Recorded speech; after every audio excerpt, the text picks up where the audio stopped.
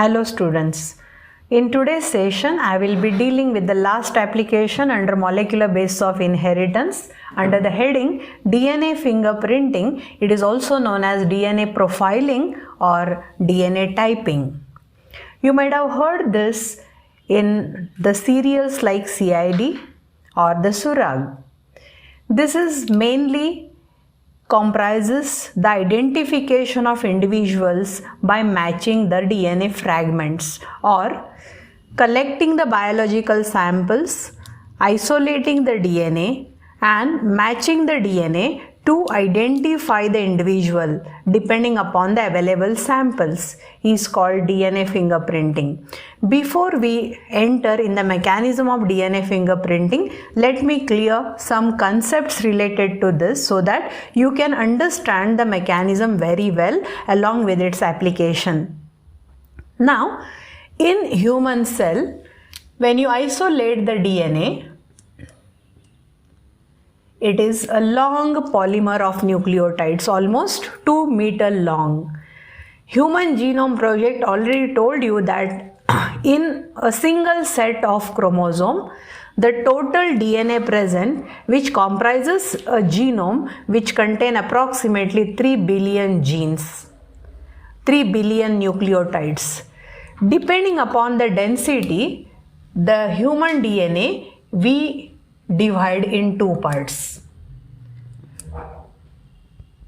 The major part, which is coding for a protein molecule to regulate protein synthesis or to regulate metabolism, is called bulk DNA, and non-coding sequences forming satellite DNA. If you consider the percentage, it is approximately 99.9% and this is 0.1%. Now this satellite DNA is in the form of repetitive sequences. Means the nucleotide arrangement and the available nucleotides are repeated several times. This forms non-coding region of DNA, or these are non-coding genes. While bulk DNA, known for coding for protein synthesis, so this we call coding DNA.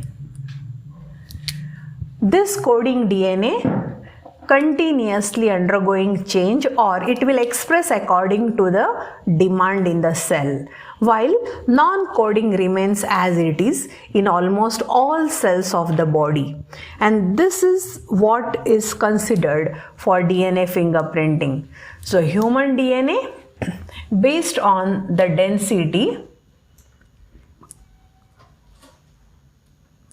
we classify there are two parts: bulk DNA, which contain coding sequences, satellite DNA, which contain non-coding sequences, and they are available in the form of repetitive sequences.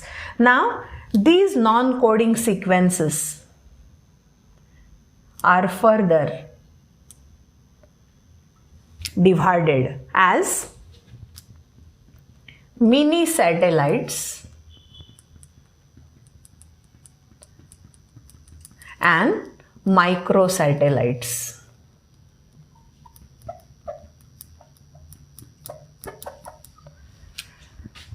Satellite DNA you have to remember now, which contain repetitive sequences of nucleotides, which we divide in two parts: mini satellites and microsatellites. On what basis we divide this? First is the length.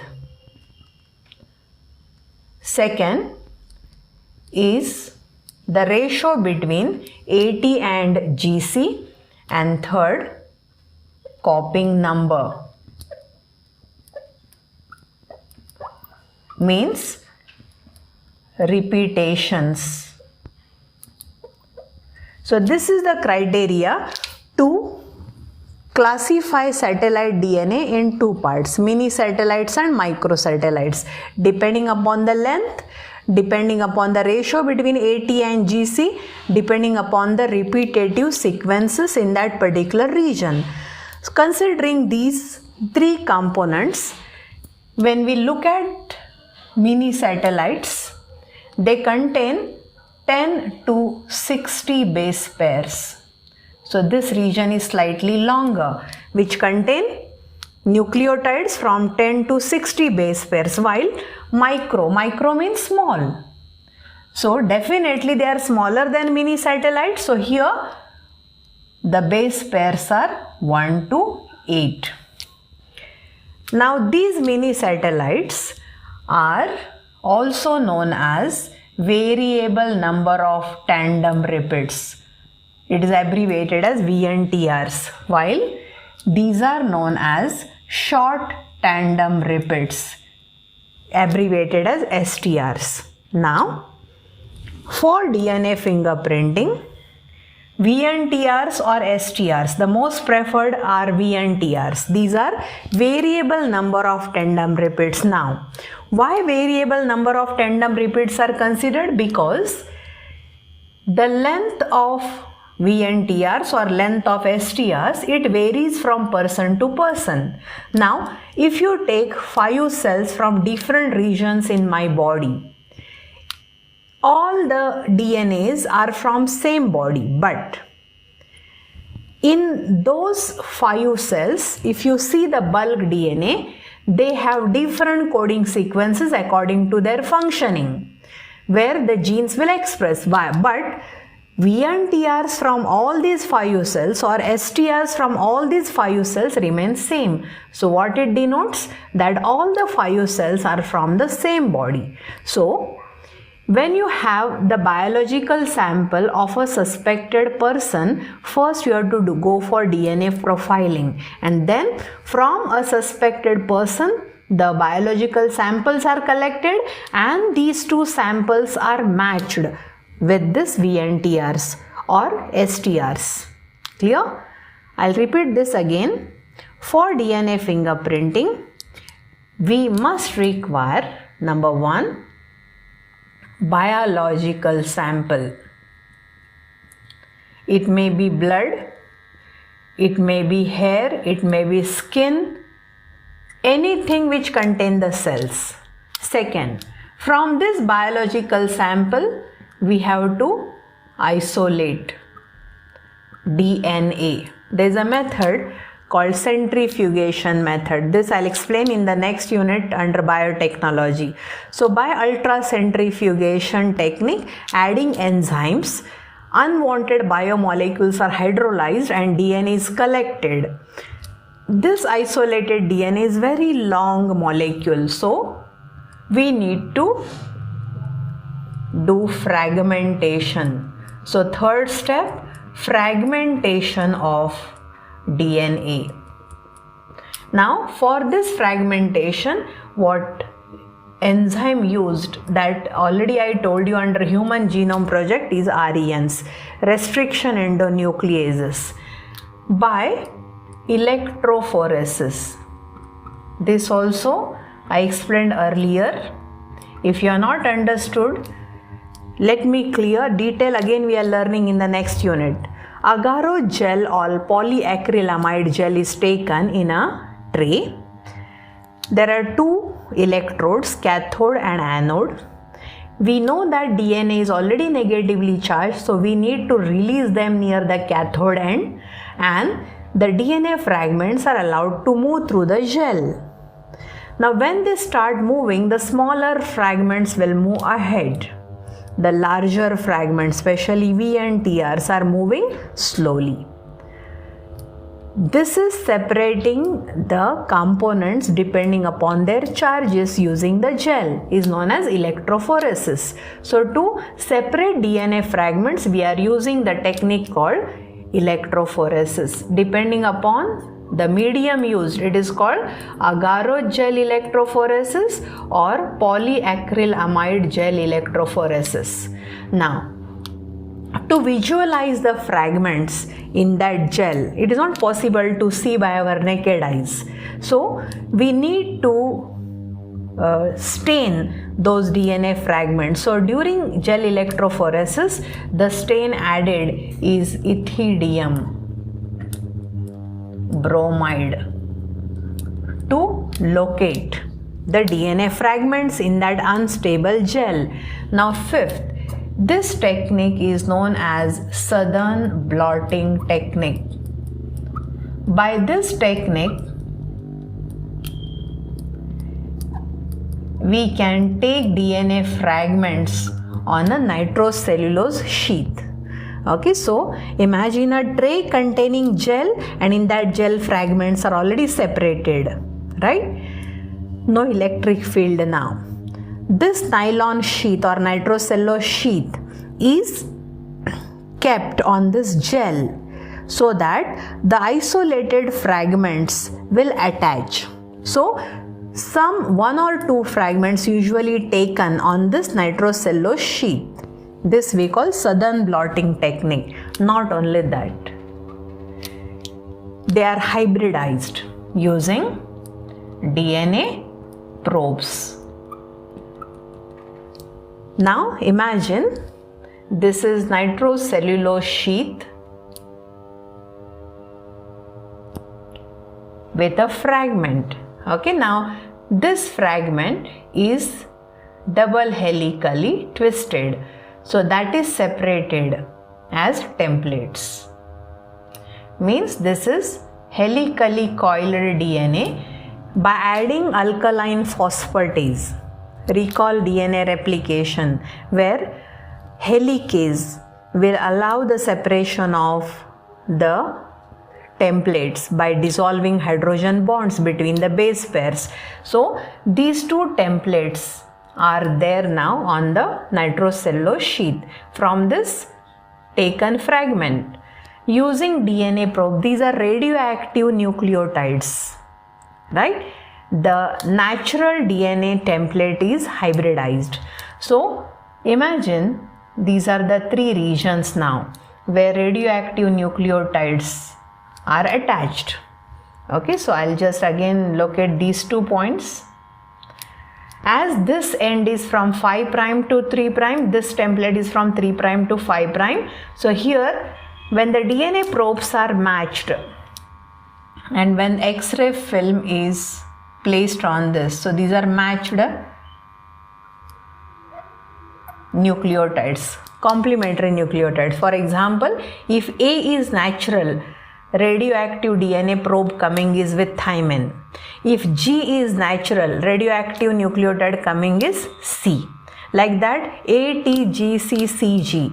Like this, the hybridization is done. It is not expected here that 100% hybridization should go. Only some nucleotide should hybridize with DNA probes, and then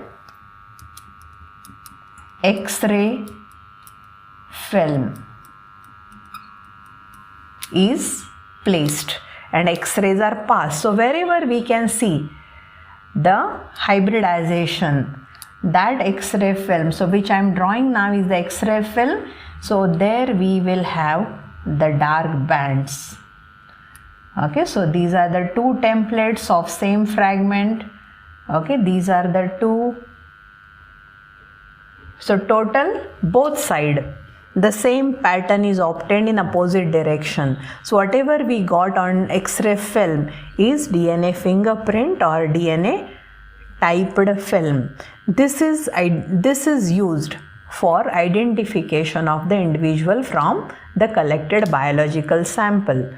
So here what I told is the mechanism of DNA fingerprinting. Okay, for example, a murdered body, and you as a CID person, you are supervising that particular murdered body. You don't know who did murder, right? In that dead body's nail, you got a hair. Okay, means there might be a fighting between the person who did murder, and after fighting, the one person collapsed and become dead there, and during that fighting the hair of that other person stuck up in the nail. So as from CID department you have collected that hair, which is your biological sample. The cells of the hair are taken out. From the hair cell DNA is isolated. That DNA is allowed for a fragmentation. The fragments are separated by electrophoresis, and by Southern blotting they are taken on a nitrocellulose sheath, and here you have got the DNA profile of that hair. You don't know whose hair. So that will be one surag or one clue to reach the person who did murder. Okay, police caught 4 persons. Don't know who did this murder. So person A, B, C, D, 4 are there. From 4 persons, not necessary to pull the hair. You can take a blood samples from those 4 persons. Repeat the procedure separately, so you will have 4 DNA profiles. This is your profile from the murdered spot. This is introduced one by one to the scanner, and the software is there. That software will tell you 100% typing with this DNA fragment, so that person will be concluded as murderer. This is 100% proof available to find out the criminals, to find out the rapist. In rape cases, the semen sample is collected from the female body, from the vaginal passage. From the semen, the sperms will be there. The sperms are taken as a biological sample. So the person's semen who did that rape, and accordingly the DNA profiling is made. So forensic department is using this particular technique to find out the criminals. Second, if the accident took place and the face is destroyed, don't know whose body it is. So in the police department, if any file is placed that the person is missing, so those relatives or closely blood related persons are called for DNA profiling. So thus we can find out the victims in accidents or the victims of natural calamities like plane crash and all. Apart from that, nowadays it is a latest technique. Instead of wasting time for blood grouping and for RH typing, directly they will go for DNA fingerprinting technique to match the DNAs during organ transplantation. Like this, DNA fingerprinting is used in variety of the field. Hope it is clear. For 5 marks, they will ask you the steps in DNA fingerprinting. The person Alec Jeffreys in the year 1985 who developed this DNA fingerprinting for identification of the individuals at the molecular level, and to learn which part of DNA is taken for DNA fingerprinting, I cleared these concepts. Clear? With this, I'll conclude today's session. Thank you very much.